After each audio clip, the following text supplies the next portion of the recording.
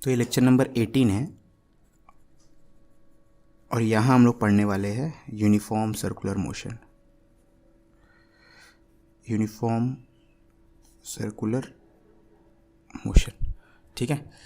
अब uniform circular motion का मतलब क्या है? सर्कल में चल रहा है पार्टिकल कांस्टेंट स्पीड से, तो यूनिफॉर्म सर्कुलर मोशन मतलब पार्टिकल सर्कल में तो चल रहा है, स्पीड कांस्टेंट है, ठीक है ना। तो पार्टिकल सर्कल में चल रहा है कांस्टेंट स्पीड v से, ठीक है। तो मान लो इसका स्पीड v है, तो हर जगह v ही है। किसी पॉइंट पे पार्टिकल की स्पीड क्या है? v है, और मान लेते सर्कल का रेडियस कितना है? r है, ठीक है। तो ये यूनिफॉर्म सर्कुलर मोशन कर रहा है। नॉन यूनिफॉर्म सर्कुलर मोशन जो कि नेक्स्ट सेक्शन में पढ़ेंगे वो हो जाएगा पार्टिकल सर्कुलर मोशन तो कर रहा है लेकिन नॉन कांस्टेंट स्पीड से, ठीक है। ओके, तो यहाँ पे हम लोग अगर लगाए तो आपका टेंजेंशियल एक्सेलरेशन आपको पता था dv/dt होता है, तो टेंजेंशियल एक्सेलरेशन तो ज़ीरो है यूनिफॉर्म सर्कुलर मोशन के लिए, क्योंकि v क्या है? कांस्टेंट है। और नॉर्मल एक्सेलरेशन आपको पता है v²/r होता है, ठीक है ना। तो ये जो v²/r है ना, वो मैं डिराइव करने की यहाँ पे कोशिश करूँगा, ठीक है ना। तो इसमें हम लोग काइनेमेटिक्स का कुछ कॉन्सेप्ट यूज़ करेंगे और बस उसी काइनेमेटिक्स के कॉन्सेप्ट से ही हम लोग डिराइव कर लेंगे, ठीक है। तो नॉर्मल एक्सेलरेशन क्या हो जाएगा? v²/r, जो टोटल एक्सेलरेशन होगा a वो हो जाएगा v²/r टुवर्ड्स सेंटर, है ना। तो ये हम लोग डिराइव करेंगे यहाँ पे। अब टुवर्ड्स सेंटर क्यों बोल रहा हूँ समझ लो आप। किसी पॉइंट पे टेंजेंशियल एक्सेलरेशन तो जीरो है और नॉर्मल एक्सेलरेशन किस तरफ होता है? Towards centre. तो मैं पिछले लेक्चर में आपको नॉर्मल एक्सेलरेशन के बारे में बताया था कि नॉर्मल एक्सेलरेशन होता है वो डायरेक्शन चेंज, वेलोसिटी का डायरेक्शन चेंज करने के लिए रिस्पॉन्सिबल होता है, लेकिन मैं इसको डायरेक्शन नहीं बताया था। डायरेक्शन होता है टुवर्ड्स सेंटर, ठीक है। तो इस पॉइंट पे नॉर्मल एक्सेलरेशन, इस पॉइंट पे जो सर्कल बन रहा होगा उसके सेंटर की तरफ होगा। इस पॉइंट पे नॉर्मल एक्सेलरेशन यहाँ पे होगा, इस पॉइंट पे नॉर्मल एक्सेलरेशन यहाँ पे, इस पॉइंट पे नॉर्मल यहाँ पे, इस पॉइंट पे नॉर्मल यहाँ पे, ठीक है। ओके, तो चलो हम लोग एक मतलब यूनिफॉर्म सर्कुलर मोशन में एक्सेलरेशन इतना होता है प्रूफ करते हैं, ठीक है। तो चलो हम लोग प्रूफ करना चाहेंगे कि prove that acceleration in uniform circular motion is v²/r और डायरेक्शन है टुवर्ड्स सेंटर ऑफ सर्कल। ये प्रूफ करना चाहते हैं, ठीक है। तो ये बहुत ही आसान है, देखो कैसे। तो मान लेते हैं कि पार्टिकल जो है इस सर्कल में चल रहा है, ठीक है। पार्टिकल जो है वो इस सर्कल में चल रहा है, r रेडियस का सर्कल है, और यहाँ पे है t=0 है पार्टिकल, ठीक है। अब कांस्टेंट स्पीड से चल रहा है ना। अब स्पीड अगर कांस्टेंट है तो कांस्टेंट एंगुलर वेलोसिटी मतलब कि कांस्टेंट रेट से एंगल कवर कर रहा होगा। अगर कांस्टेंट स्पीड से चल रहा है, रेडियस तो फिक्स है, कांस्टेंट स्पीड से चल रहा है, रेडियस भी फिक्स है, मतलब अगर 1 सेकंड में 10 डिग्री एंगल कवर किया है तो अगले 1 सेकंड में भी 10 डिग्री करेगा, अगले 1 सेकंड में 10 डिग्री करेगा। तो एक क्वांटिटी हम लोग डिफाइन करेंगे जिसको बोलते हैं एंगुलर वेलोसिटी, ठीक है। तो ये होता है dθ/dt, ठीक है ना। तो किस रेट से एंगल वो कवर कर रहा है पर यूनिट टाइम, मेरी angle covered per unit time को हम लोग एंगुलर वेलोसिटी बोलते हैं, इसको डिनोट करते हैं ओमेगा से, ठीक है। तो अगर v कांस्टेंट है तो ओमेगा भी कांस्टेंट होगा, है ना। तो चलो हम लोग डायरेक्टली अभी तो ओमेगा के टर्म से बात करते हैं, ठीक है। तो ये घूम रहा है कांस्टेंट एंगुलर वेलोसिटी ओमेगा से, ठीक है। तो यहाँ पे है t=0 पे, तो t=t पे आप इसको देख रहे हो, तो यहाँ पे मिला आपको t=t पे, है ना। तो एंगल कितना कवर कर लिया होगा t सेकेंड्स में। अब ओमेगा है एंगुलर स्पीड, मतलब 1 सेकंड में कितना एंगल कवर कर रहा है ओमेगा। तो यहाँ से यहाँ जाने में इसको t सेकंड लगे तो कितना एंगल कवर कर लेगा? ओमेगा t, ठीक है। ओके, अब एक काम करो, इसको आप x एक्सिस मान लो, इसको आप y एक्सिस मान लो, ठीक है। तो जब पार्टिकल यहाँ पे है तो इसका पोजीशन वेक्टर लिखते हैं। तो position vector of this particle at time t क्या हो जाएगा? अगर रेडियस r है तो r cos omega t i cap और r sin omega t j cap, ठीक है ना। ये r है ना, तो x कॉम्पोनेंट कितना हो जाएगा? r cos omega t, r cos theta omega t, और y component r sin omega t, है ना।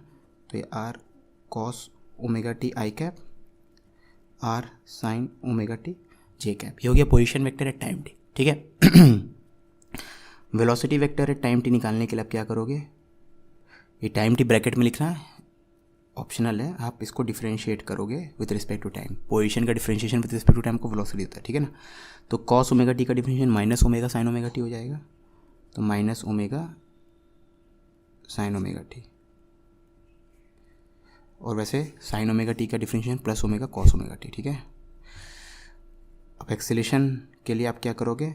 वेलोसिटी को डिफरेंशिएट करोगे, फिर से एक्सेलरेशन हो जाएगा rate of change of velocity with respect to time. तो इसको डिफरेंशिएट करोगे तो साइन का तो साइन ओमेगा टी का differentiation omega cos omega t हो जाएगा, तो minus omega square r cos omega t i cap और minus omega square r sine omega t j cap. ठीक है, 2 बार डिफ्रेंशिएट किए इसलिए 2 बार ओमेगा आ गया, तो ओमेगा स्क्वायर और साइन कॉस का माइनस साइन होता है, साइन का प्लस कॉस होता है, साइन का कॉस होता है प्लस कॉस और कॉस का माइनस साइन होता है, इसलिए माइनस आ गया। ठीक है, तो एक्सप्रेशन आप देख सकते हो माइनस ओमेगा स्क्वायर आर को कॉमन ले ले तो cos omega t i cap minus cos omega square r sine omega t j cap. ठीक है, तो इसको मैं नेक्स्ट पेज में लिख रहा हूँ।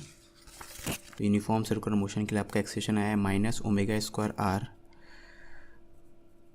Cos omega t i cap plus sine omega t j cap. ठीक है, ये कॉस है ना, और cos omega t i cap plus sine omega t j cap क्या था, आर कैप था, मतलब आर वेक्टर था, तो minus omega square r into r vector.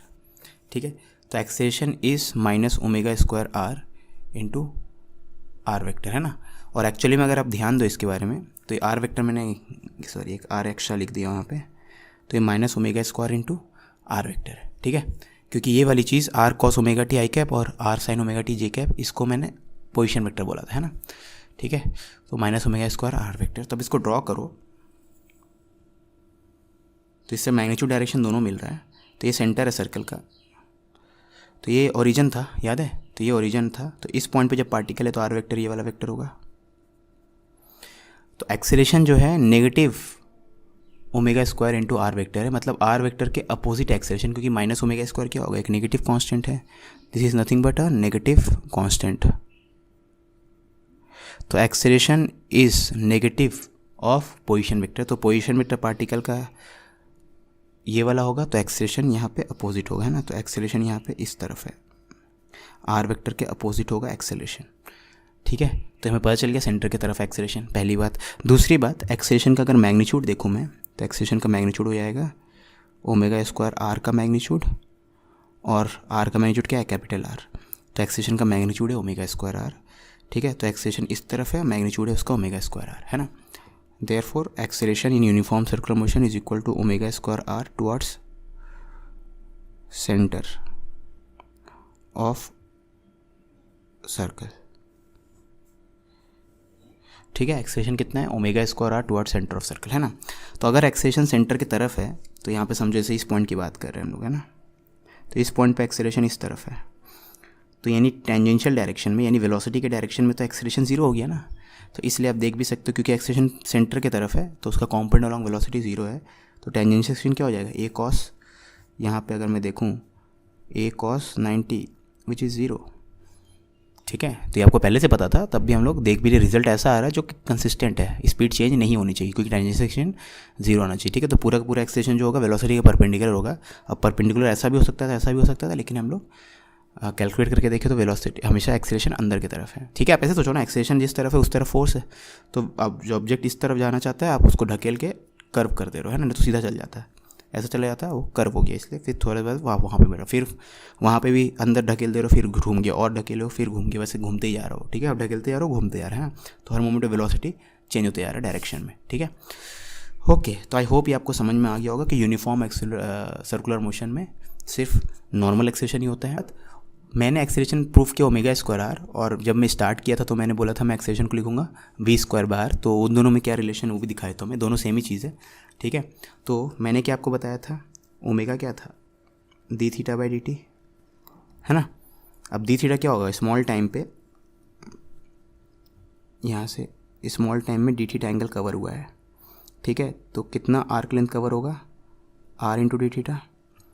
ठीक है, तो अगर इस इक्वेशन को मैं दोनों तरफ आर से मल्टीप्लाई करूँ तो डी थीटा इतना है, तो डी थीटा को मैं डी एस हो जाएगा r into d theta distance covered, तो डी थीटा हो जाएगा आर बाय डी एस। ठीक है, तो इसको मैं डी एस बाय आर लिख सकता हूँ, डी थीटा के बदले डी एस बाय आर लिख दिया है ना।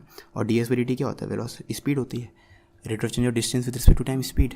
तो आपके पास एक रिजल्ट आ गया v is equal to omega r, या omega is equal to v by r. तो यहाँ पे जो एक्सेलेरेशन आया था ओमेगा स्क्वायर आर के फॉर्म में लिख दिया, ओमेगा को आप वी बाय आर लिखोगे तो ये वी स्क्वायर बाय आर हो जाएगा, और यही रिजल्ट मैं प्रूफ करने के लिए स्टार्ट किया था है ना। ठीक है, तो v और ओमेगा, v के टर्म्स v स्पीड है, ओमेगा एंगुलर स्पीड है, जैसे बात करना है करो। ठीक है, तो ये हो गया अपना यूनिफॉर्म सर्कुलर मोशन। ठीक है, अब नेक्स्ट लेक्चर में हम लोग नॉन यूनिफॉर्म सर्कुलर मोशन करेंगे। आप कुछ भूल रहे हो। ईमानदारी से बताना, करना है नहीं करना? करना है तो करो ना भाई, क्यों नहीं कर रहे?